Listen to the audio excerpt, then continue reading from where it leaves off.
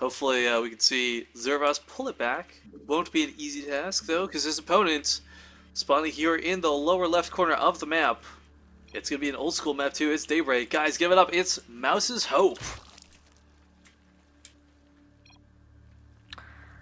And his opponent is going to be none other than Zervas. Pardon me for the camera spasm there. Sorry about that. That was my cord being right. so cool. Love when that happens while you're observing. I mean, there's no better feeling, right? Well, good news is good news. Neither player going for a 10 pool. Yeah. It's kind of an easy thing to get trapped where it's like, alright, you know what, I'm down. It's like Cold Scars we saw before, you know, okay, I'm down one, let's go for something cheesy, risky, and try and get back into the series, but Zervas, hoping to, I guess, confidently play a style he's comfortable with, will not be going for cheese this game, and I applaud him for doing so. Because I don't think you could take a player like Hope out with a 10 pool. Yeah, I think you can just kind of... I'm not sure. I mean, his fallback style and the build that we saw him do against Penguin as well seems to be the upgraded Link style. So he seems quite confident on that. So I'm wondering if he'll fall back on that again, or if he's going to change it up because it got shut down pretty hard by Hope in the last game. So if he turns his strat around completely, it might catch Hope off guard. Well, it's weird. I want to call what Hope did a blind counter.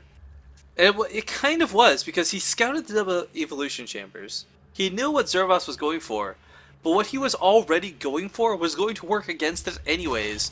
So it was kind of like a confirmed blind counter, I guess, if that makes sense. Can I use that? Does that... whatever.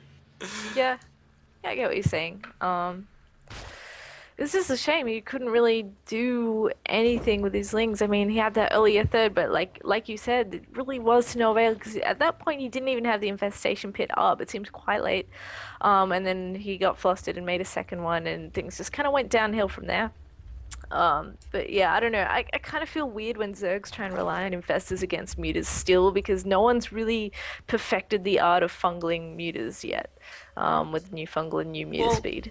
I think a big part of that too is he had the infestors very late. If they had been earlier, if that was kind of like his go-to gung-ho, forget the third base, get those infestors out because he knew he was behind a mutalist count early, I think it would have been okay. Because the roaches weren't so scary. The roaches were scary because he had nothing to hold them off with. If he'd been able to shut down the mutalist, if he didn't lose that third base of the problem, I mean, any number of little things. You can nitpick this all day and I don't want to, but Zervas, he definitely made a couple mistakes, I feel, that could easily be rectified and probably, honestly, get him a victory. Yeah, exactly. So hopefully he can do that in this next game. I mean, the pressure's on a little bit because he is down one, but hopefully he can stay in a good mindset and manage to edge out a win here and go to a game three. But yeah, I'm really curious to see if he dumps those double evos and goes for the same strat again and just tweaks his build a little bit so that he doesn't make the same mistakes a second time, or if he goes for something different. Well, again, the worst part about casting Zerg is you want to know whether someone's going to go for an all-in, but it takes that larva inject. It's... Yeah. It's like, oh, look, he's been droning all game, why wouldn't he just continue? Bam, 40 Zerglings. Yeah, I really hate the early game for ZZ. If there's nothing exciting going on, it's like, well, we have to wait a few hours while they just set up here, and then maybe we'll wait a few more hours for me just to come out and then sit and watch them run around the map. So hopefully it's not a game like that.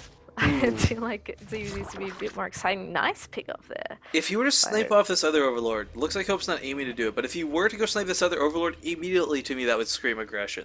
Like, that Hope would be the one making a ton of Zerglings, but leaving it where it is, I think he's just playing defensively for the time being, and will most likely kind of just slowly build up to that Mutalisk build. I've heard so many streamers say it before, I've not had the pleasure of asking them myself, but I've heard them say it on stream plenty of times. There are people who actually love Zerg versus Zerg, because they know if they're confident enough in their Mutalisk versus Mutalisk build, it conquers most other builds, and it's kind of it's the one match you don't have to predict. You know what it's going to be every single time.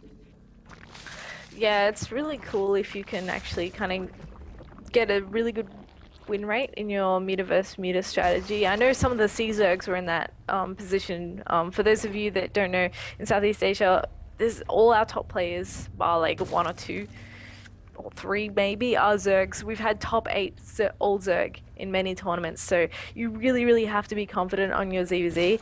And just because they play so many of them, A lot of the players do get to the point where it's just their favorite matchup because they know it so well in depth. And when they have to play people that aren't in the C scene, they do have the upper hand in that regard. Yeah, So I don't. small shout out to Pig. I don't know if you'd ever see or hear that, but he is one of my favorite Australian players, and he does happen to play Zerg. Yeah, he's a cool guy. He's been on Meta a few times. Artosis's analysis show and stuff recently. It's been some good publicity for him. All right, well, Zerglings.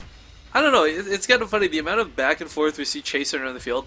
Zervas isn't getting a lot of like actual information, but he sees how many Zerglings his opponent has, so he's got to have a good idea that something big is coming his way. And while both players are trying to get that Spire out, there's a lot of Zerglings and a bit of aggression that looks like Hope wants to apply.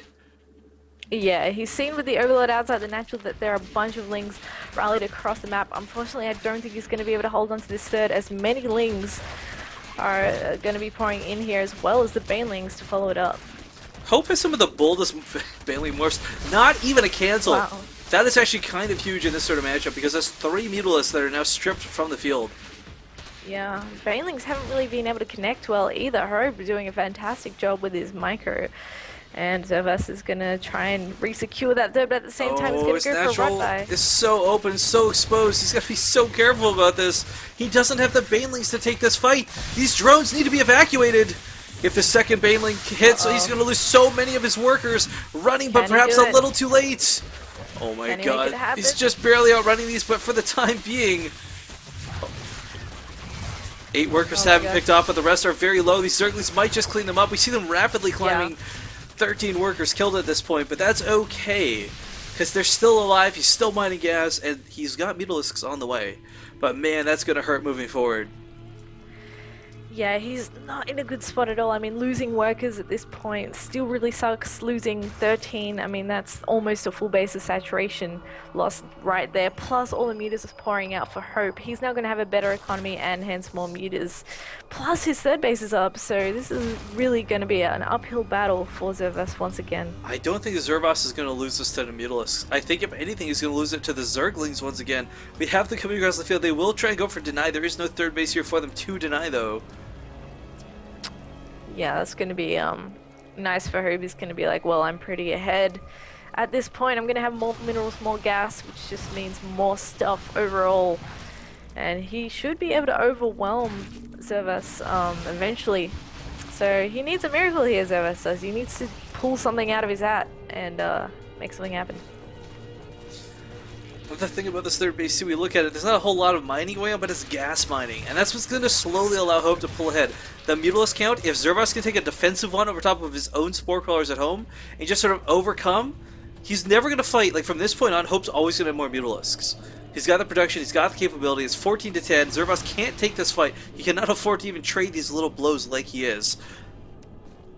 Yeah, spot on. I mean, 17 meters to 14, and he's constantly producing more. That's just that gas income kicking in. 24 Lings on the way as well. And Zervas doesn't really have any Lings on the way to compete with that. He'll have the armor upgrade, which will be absolutely huge when it comes to this engagement. But again, that numbers game is the Mutalisk game. Like, there's that thing from In Control joking about, like, oh, I think I have more wings flapping than you have flapping. And that's the truth of it. You can have that 1-1 upgrade to your opponent 0-0, but if he's got 10 more Mutalisks than you, you're not going to win that fight. Yeah, I mean, what do you do in this position? There's really not all that much except to hope that you can get that third base up. But a player like Hope, okay, I didn't mean for the pun to happen there, but he's just not going to let that happen. He's going to make sure he maintains his advantage until he just gets such a big unit count that he can just roll over Zervas. Nice volley from Zervas, but unfortunately not paying attention to his natural and his main. Yeah. Again, this was what I was talking about earlier. He might just lose the game to the Zerglings because he's so focused on the Mutalisks. But actually, Hope with a little bit of miscontrol did not send those Zerglings into the mineral line. They were just kind of chilling at the top of the ramp. Yeah, it looks like he will get cleaned up. The Mutas are going to engage once again. 26 for Hope versus 17 of Zervas. Even with that +1 armor now in effect, this is still not a fight that Zervas wants to take. Yeah. And the Zerglings coming in to soak some of the hits as well, just adding insult to injury. This battle is definitely not going to go his way, and he may just GG as soon as Mutable disappears. Yeah, 24, 23 to 1, 2. Remaining one single Beetle is a couple coming in to reinforce, but these Zerglings, there's nothing here to defend. All the drones are in the main, nothing's in the natural, nothing's at the third. Too exhausted. Good game, well played. Yeah, I believe it's like 4 AM for Zervas right now, not the big excuses Oh for wow. him. But he That is up late. sucks. Yeah. Well played to Hope. Seemed to be outclassing Zervas a fair bit there, but he will move on to the finals.